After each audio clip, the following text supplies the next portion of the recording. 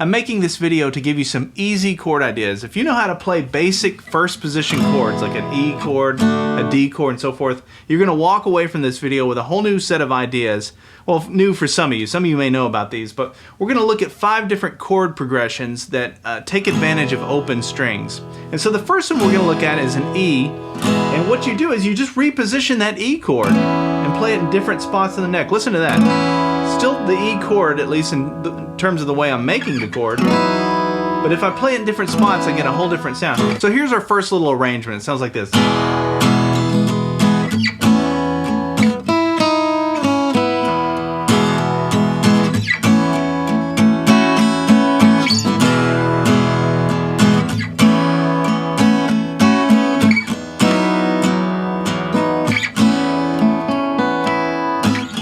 Right? So all I'm doing is I'm taking that E chord and I'm playing it up here. So now I've got these 2 fingers up on the 7th fret. But I'm playing all 6 strings. So you get that real big, full, chimey sound. I just think that sounds cool. What's nice is your pinky is free to do little embellishments like that. That's the 7th fret, 2nd string.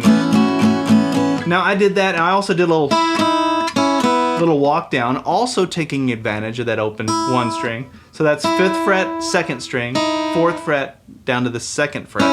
So you can use that as a fill lick. But look at what you can do now with an E chord.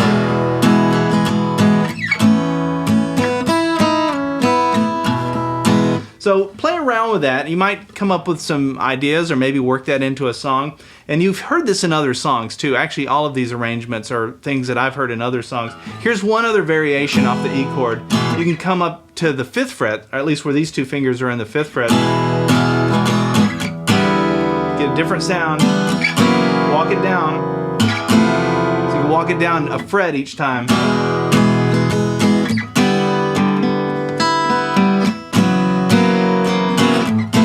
You've heard that in other songs too, but anyway, all of that was done with an E chord. I just love the simplicity of that. The next one we're going to look at is with an A shape. So we're going to do the same kind of thing. We're going to have that open 5th string ringing out. And I'm only using 1 finger for this. I'm barring the first 4 strings on the 2nd fret.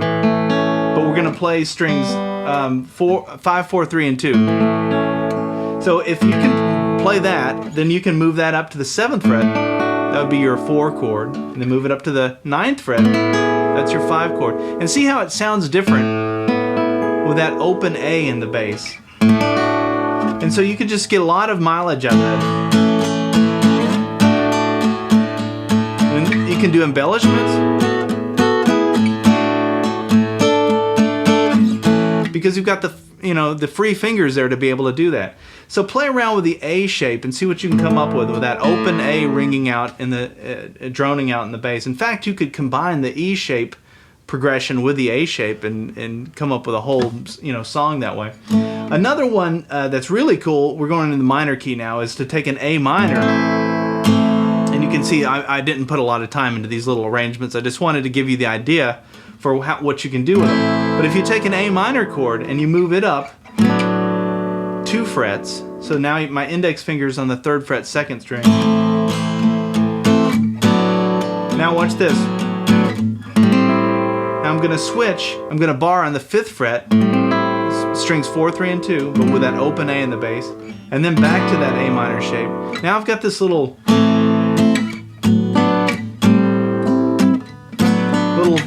progression, which sounds really nice in A minor. I can go up 2 frets and add that as well. And with these 4,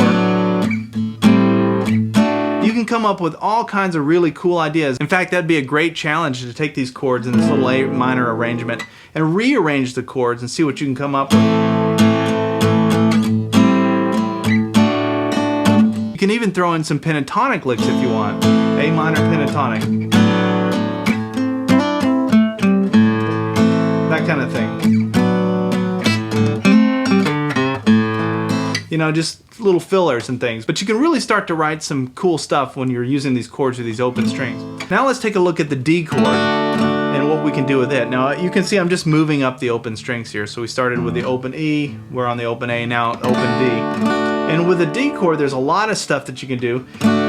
We can start with the same thing where you take the D shape and you just move it up. So now I'm playing with my middle finger on the 7th fret. That would be your 4 chord. There's your 5 chord, which is, this is an A chord with a D in the bass. And then you move it back down. And you've heard that progression in a lot of songs. You know, I'm thinking of like that kind of thing, right? And that's really just that same premise of using the D chord. Or here's another one. Right? I don't want to go too into them because I'll get copyright strikes. But anyway, that's the idea with the D chord, is just kind of play around with it. And do the same thing. You got your pinky free, so work in some of those embellishments like that and see what you can come up with. The last one is a D minor. So I'm talking first position D minor down here. And this one looks very similar to what we did for the A minor. So you have a D minor, we're going to move it up 2 frets, but we're playing that open D with it.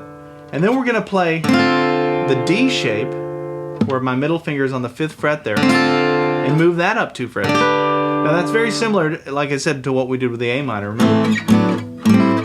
It's like you have 2 minor chords and 2 major chords.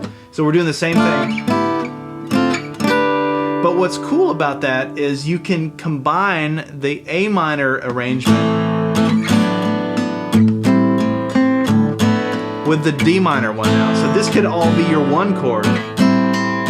Now we go to the 4 chord, minor 4.